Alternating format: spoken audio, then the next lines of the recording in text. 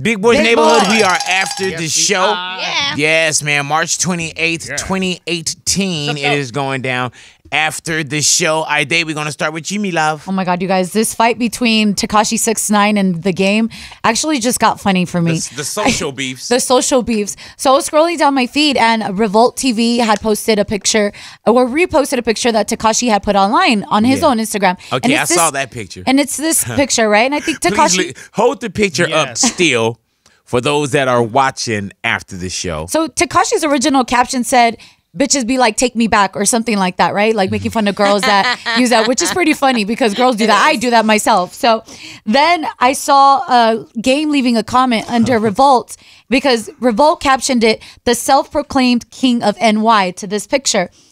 And Game commented, hashtag bad bitch alert, laugh aloud. We see you, princess, toes gripping the I don't know how to pronounce that. Travertine? Yeah. Is that how you pronounce that? She locked in, looking like a single mother on Girls Trip. All she Looking missing, like a single mother looking like a single mother on Girls Trip.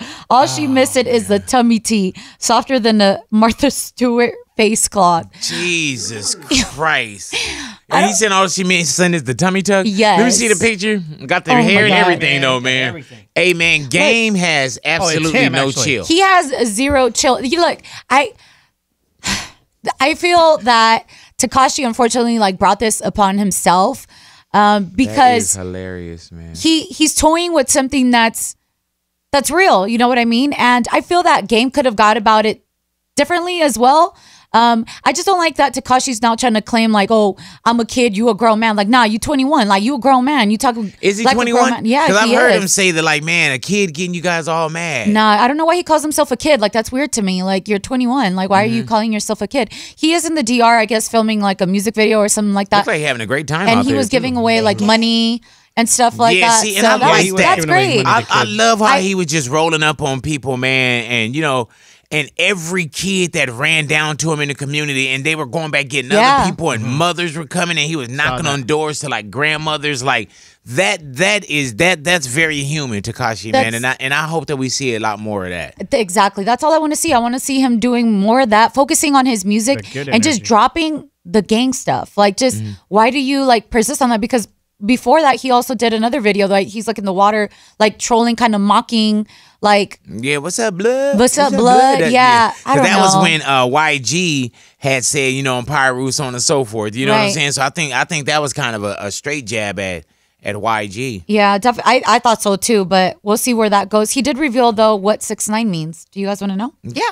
He said, I never lost sense of where I came from. That's what makes me 6ix9ine. The true meaning of 6ix9ine is just because you're right doesn't mean I'm wrong.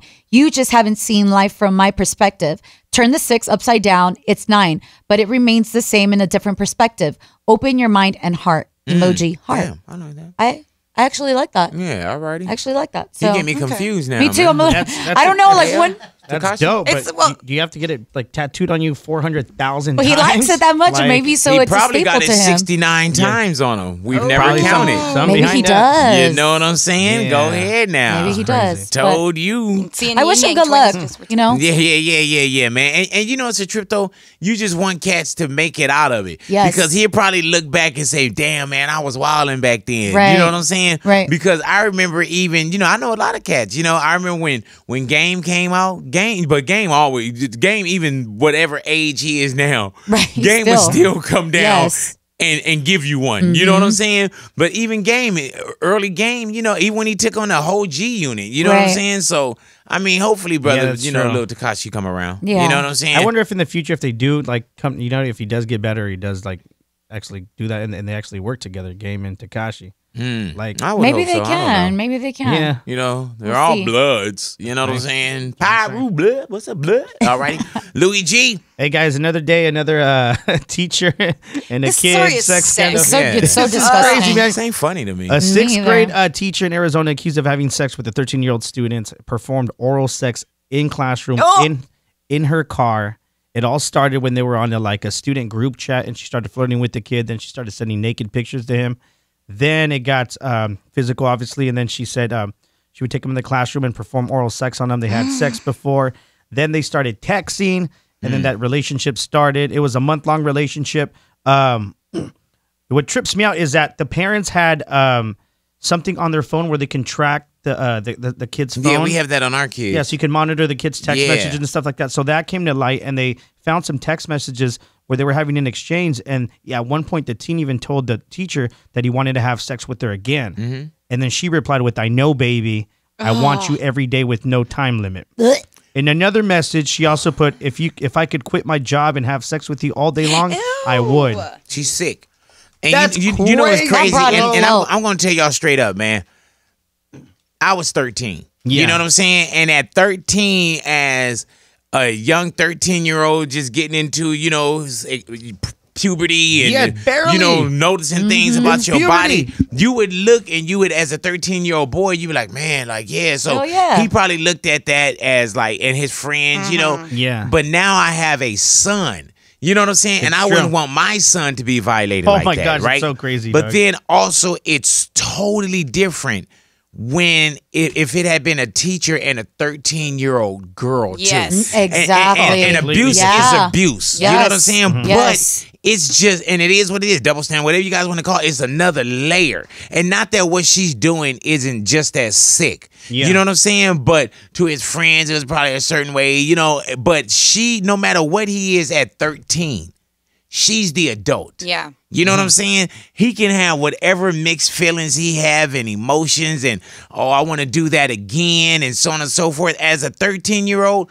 maybe so. But she's the adult. There's got to be She's the responsible party. She's the one that's supposed to know that this is wrong. And out of bounds. I understand the moment if you would have said, 27-year-old man sleeps with 13-year-old girl, you're like sicko, pedophile, you get labeled all these things. But I feel like I do feel that she should be labeled that as well. But I also feel like at the same time, there some kind of name or sickness for something that where women in these teaching positions have this fetish of sleeping with these boys. I don't know, man. I don't because again, these boys are giving consent. They're giving the attention to this woman who because maybe they're is not the kid. Yeah. You're easily impressed. And knowing that you're not justifying it right, at all. No, I'm not. Yeah. Because I just, people just look at things wrong when we have dialogue. You know what I'm saying? Yeah, it's just it's curious in my mind because when you look at someone like Larry Nassar, this is a man who abused those girls in gymnastics when they didn't know what was going on. Yeah. They were given consent as a patient, you're my physical therapist or you're my doctor, and it wasn't I'm in love with you as well and I'm giving you that attention or that consent to touch me. These relationships between these teachers and these young boys is so sick and gross, and I feel like I'm just so. You think there's something mental there as well too? Yes, it just bothers me to no end that I never get to hear why the teacher did it because they said her husband went to the family begged the parents to not turn the wife in. The husband found out what happened, and he was like, "Please don't turn my wife in, please." And then begged and pleaded. Let's meet up, let's settle this, on the side. Whoa, and that's weird. They said no, and they turned it in. The husband and wife had been together since you want me to look the other way because your wife sexually violated. Yeah. My kid. That's disgusting. You know what I'm saying? This is a crazy story. Really? You want me to look the other way on hell no sexual abuse? Hell no. Stop it. It's just gross. Hearing these type of stories really, really scare me.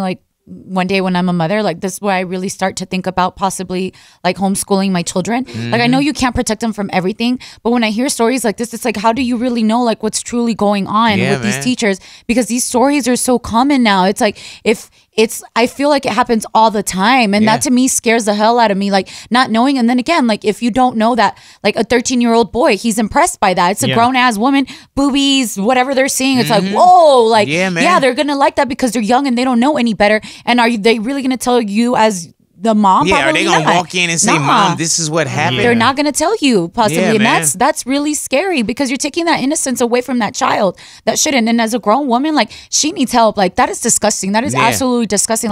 What do you think you're getting out of a child like that? That's so gross. And you're married? Yeah. And just another layer of that, man, is that we always say, man, when you go to send your kids to school, you thinking that you're sending them to a place of protection, I'm at work, I don't have to worry, my kids are at school. God forbid you get any kind of text or email, that's when you get nervous of something like what happened at school because you think nothing happens at school. Now today, you don't know what's going on at school. I will catch a case when I become a mother. You got all kind of safety issues now. People getting on campus, people, shooting kids, the teacher, like it's so much to deal with. I think schools need to as well is to find a way to not allow these teachers to have communication with their students and like outside the classroom and also being set alone with them. Cause like I work at the YMCA, I volunteer with the YMCA and I can't even tell you the amount of rules that we have as counselors and directors to one, we're never allowed to be alone with a child, even if it's in the daylight, it's like in the daytime. And there's like you have to be seen by someone 24/7. Right. And you can't be like in closed doors. And also afterwards, we're told and we tell the parents, I'm sorry, but none of our counselors are allowed to be friends with the kids on social media. Don't follow. Don't ask requests. Don't send a request. And if a parent wants that like if the kid comes back, oh my God, I love Sarah's my counselor. I want her to babysit me, blah, blah, blah. All of it has to get approved by the parents, and you have to still go to the YMCA and fill out paperwork saying that counselor can now it's a lot of liability there. Yeah, I don't know if the schools have that same kind of protocol. Damn, and I'm tripping at the husband went to the family. What does he think? Is he like, crazy. I gotta leave her now too? Well, he went to the family to try to look out for her. I don't know. Maybe he begged her. I don't know. He said that he tried to reach out to like the he dad, went to the victim's family, the dad, and just say, "Yo, like let's meet up, let's settle this." Like what? Like he was like, "No, I'm not gonna meet up with you. You crazy as hell, man. You crazy as hell." Just real quick, man. You had did you have something with Chris Brown? Who had something with Chris? Real quick. It was something that we had like talked about earlier, and we could continue to talk about it off air. Where it was like, Chris Brown had posted and deleted something that could have been towards Karrueche. And at some point, he had left a comment on a photo of Karrueche with her new man, Victor Cruz, saying like they look good together. And people were questioning whether or not it was petty or if it was sweet and endearing. And I feel like I just want to give Chris some advice. Like when it comes to any of your exes, don't post anything online. Just let it be. And I think that's for anyone too. Like when it comes to your exes and social media, just don't comment, don't cryptic message. It's just like it's gonna bring you too much. Do you drama. follow an ex? Does anyone in here follow an ex? I unfollowed my ex. None of my exes have social media. Right, they never got on it. So right, and I still wouldn't follow Monica, them. You seem like you would follow an ex. You do? She stalks them. Yeah. You do? I'm like friends with all my exes, so. You don't know how to let go, that's why. That's dope. You don't mind being hurt either. You don't realize when you're hurt and played. Exes are always good to just come around whenever they're not in a relationship. And just be like, hey, are all the up? exes that you are friends with, do you feel like there's still an open door of, you never know, one day? I mean, there's like a possibility, I guess, because I'm not really seeing anyone right now, so. Seen you take them back. Restock. I would never get back with any of my exes, but I do still keep in contact with my last ex with his family. His aunt is my age, and we're like really, really close. She's one of like my best friends. Yeah, that's crazy. But it is crazy. Like often, sometimes she'll talk to me about him, and we'll just laugh. Like I'll make fun of his. I'll make fun of his situation because his current situation, like his girl is crazy. Like she's so obsessed that we still talk. I've honestly not talked to him. It's so bad when you winning. That's a weird relationship. You know what I'm saying? Like it's so bad when you winning. You know what I'm saying? Like even in my situation, like man, come on, I'm winning. She stalks like my friends. It's the weirdest thing. Yeah, man. I know one of my exes. She's on her page. One of my exes reached out to me, man. And I was just I'm done. Okay, all right, big. Nobody cares about your ex. Yeah, did you want to? No, I just say one of my exes tried to reach out to me, and I completely ignored her. Like winning. I was just like, okay, I'm curve. Had to big up yourself. I'm sorry, my bad. Sorry, babe. I was about to finish up. Do you have anything else you want to big up yourself? No, I'm good. You sure? Yeah, I'm good. His ex wants him. But I went in. Yeah, there it is. We are winning, ladies and gentlemen. Thank you guys for hanging out with us after the show. Remember, all things Big Boy's Neighborhood is right there for you at RadioBigBoy.com. Log on, check us out. Make sure you subscribe. Enjoy the rest of your day, Big Boy's Neighborhood. We are Going gone. on vacation.